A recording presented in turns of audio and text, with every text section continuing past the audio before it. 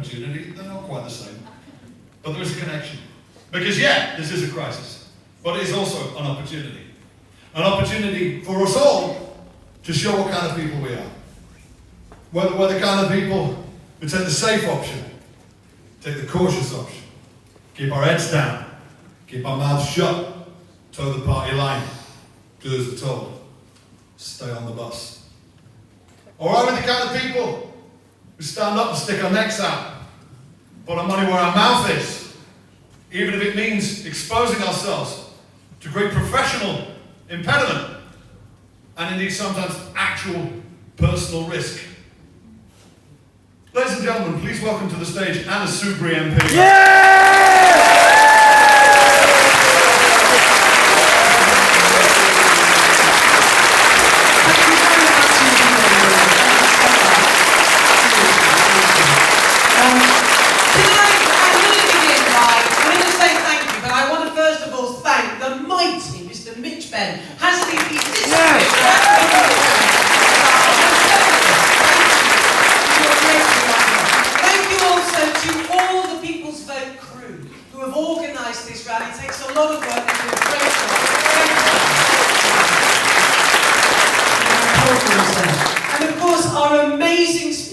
Speakers, people, as you will have noticed, from all political parties. And doesn't that say a great deal about this massive movement that you have built? Thank you to all our speakers.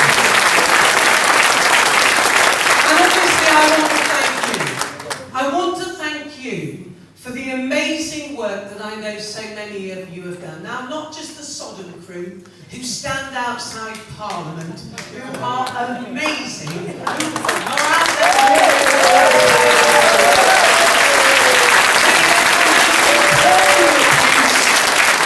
But they also get a lot of love from us MPs when we come over and we thank them because they keep us going, frankly, in what has been some very difficult times. But thank you to all of you who stood on street corners, doing the stalls, whatever the weather, frankly, whatever the argument and the abuse which we know that we have had when we've tried to make our case. Slowly but surely, we are definitely winning the argument. People understand.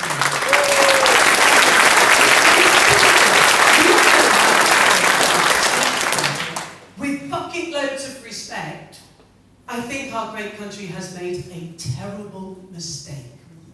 And it's made this mistake for lots of reasons, and we know, and we've heard tonight, all the huge benefits that our membership of the European Union conveys. Of course it's about peace, of course it's about rights, and of course it's about trade. And here in Wales, you perhaps more than many other parts of our great country know and understand just how important it has been for our country to stay in that European Union, the customs union and the single market. And I get emotional about all of this because, as other great speakers have said, it isn't about us. It is actually about our children and our grandchildren. And you're so right when you say it is about what you can say to your children and your grandchildren, perhaps even your great-grandchildren. Where were you when our country faced its biggest crisis since the Second World War? And you, each and every one of you, can be proud of what you have done so far, but as you know, there is more to do. Today, this is the state that this country has got itself into. I actually wrote a letter to the Secretary of State for Health on behalf of one of my constituents, who is genuinely worried and frightened that her daughter, who is a type 1 diabetic, will not have that regular supply of fresh insulin that she requires. Now, this isn't Project Fear.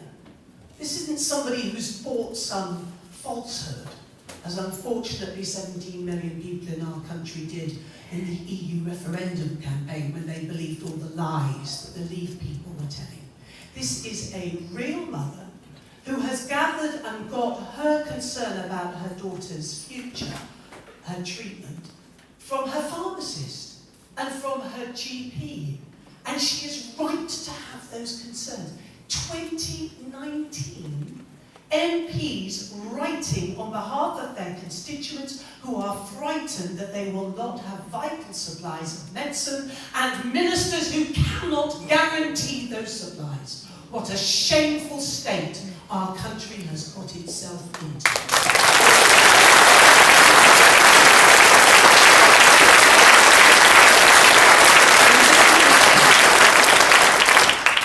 And then there is this, and you will know all those remarkable people who have come to our country, many of them now second and third immigrants, many of them nothing to do with the European Union, people with brown skins, black skins, whatever. People with foreign accents, brilliant Polish workers in care for care homes, all those amazing people who work in the NHS, Mitch, and I'm sure they looked after your daughter, and we're also pleased that she's there.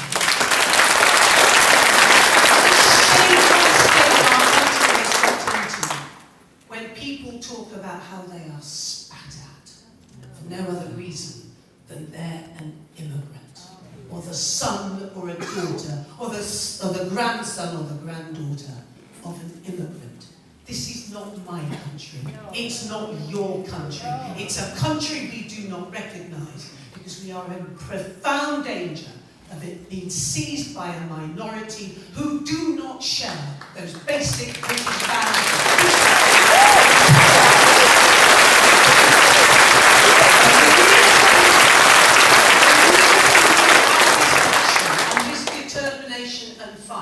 Is because we will not give up on our country, we will not give up on those values, we will stand up for them and we will fight for them. Yeah!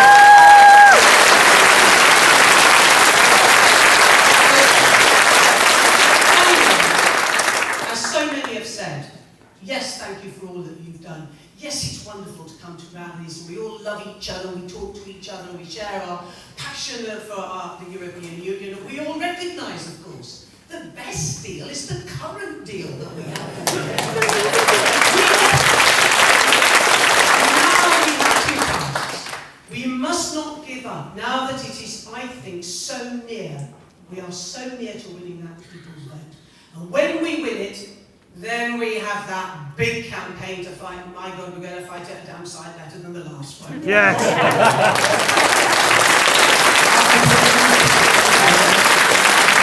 One of the reasons why we will fight it so well is not just because we'll all come together and work together, but because we will make the positive case for our membership of the European Union.